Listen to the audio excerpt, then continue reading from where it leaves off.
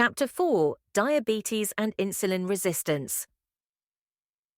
In this chapter, we are going to focus on the pancreas. The pancreas is considered to be more of a gland rather than an organ. It is long and narrow and is thicker at the medial end, called the head. The other end is called the tail, and it is near the spleen in the left portion of the abdomen. The head attaches to the duodenum, upper portion of the small intestine, and its pancreatic duct dumps secretions, primarily enzymes, into the digestive tract, making it partly an exocrine gland. The pancreas also secretes hormones into the blood, making it partly an endocrine gland. It performs several vital functions, and we know that if a person has pancreatic cancer, the prognosis is not good. The hormone that the pancreas is most well known for producing is, of course, insulin, but it also produces the counterbalancing hormone, glucagon. Glucagon is produced by the alpha cells in the pancreas. Insulin is produced in the beta cells in the islets of Langerhans in the pancreas. Insulin works by carrying glucose across the cell membrane into muscle and fat cells for storage as glycogen and fat, respectively. Glucagon works the opposite way by breaking down stored glycogen and fat ultimately into glucose, our primary fuel source. This means that glucagon is a fat-burning hormone, while insulin is a fat-storing hormone. One of the most prevalent theories on how type 2 diabetes develops is called beta cell burnout, whereas these cells simply fatigue from making insulin because so much sugar and other simple carbohydrates have been dumped into the system. I definitely believe that this happens, but another situation we must discuss is insulin resistance. We will come right back to that, but first let me differentiate between type 1 and type 2 diabetes. Type 1 diabetes, or diabetes mellitus, 10% of cases, is less common than type 2, and it is actually an autoimmune disease where the beta cells are destroyed by the immune system. It is also referred to as insulin-dependent diabetes for this reason. A person with type 1 diabetes must constantly monitor their blood sugar, glucose, and avoid going into a diabetic coma. Another less common name it has been given is juvenile onset, as compared to adult onset diabetes being used for type 2.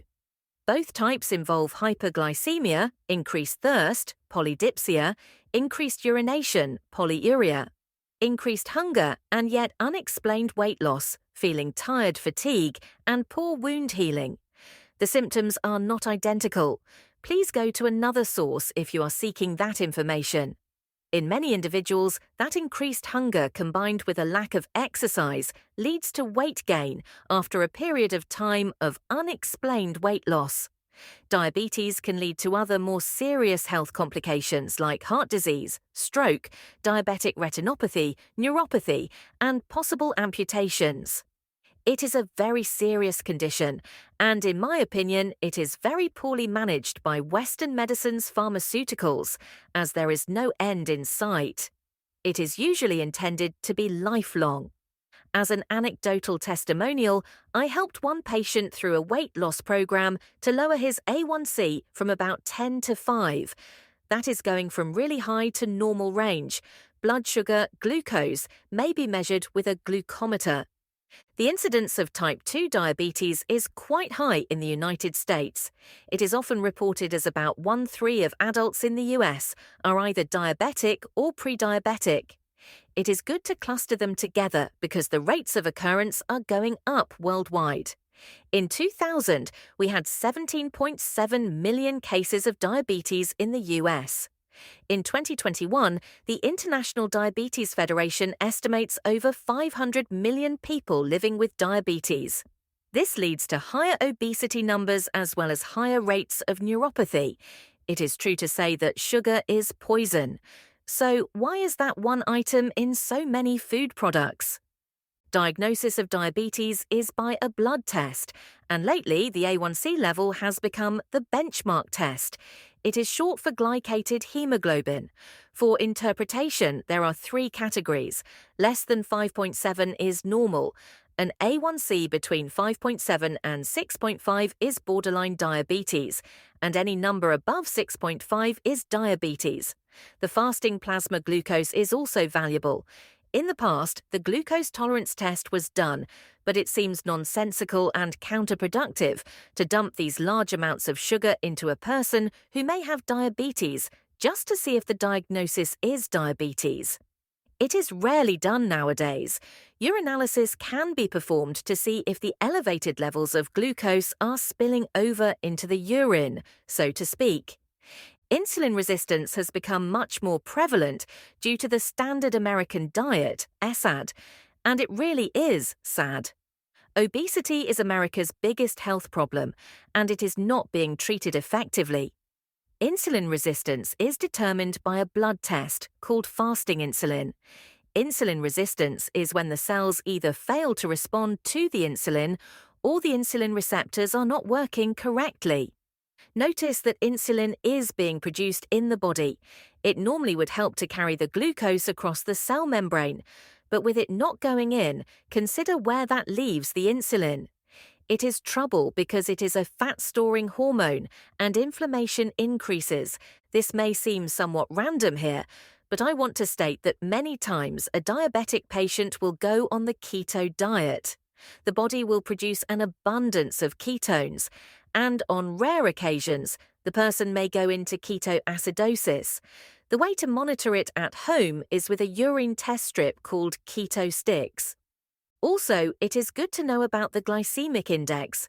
This is basically an index on a 0 to 100 scale assigned to a food, and it represents the relative rise in blood glucose after eating that food. Glucose is assigned the value of 100.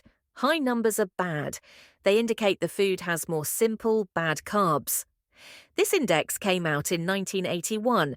Good carbs are going to have lower numbers as they may have more fiber and possibly protein in their composition. I have previously stated that I do not think Western medicine does a good job of treating diabetes type 2. In fact, they take it from being a very reversible condition to a lifetime condition that you just have to regulate forever with medication. There are a few supplements that I like to put my diabetic patients on, and they work quite well. Metformin has been around for quite a while. More recently, Big Pharma has developed another drug to treat diabetes type 2 called semaglutide, which is marketed as Ozempic, Rybelsus, and Wegovy. I just love all of the wonky names.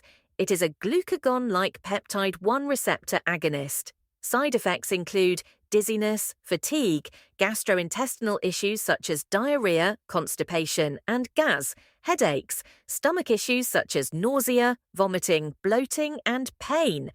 Yahoo! Let's give them some credit. At least this one does not say that it could cause death. Let's talk about sugar. After all, it is the enemy. We should be able to identify it.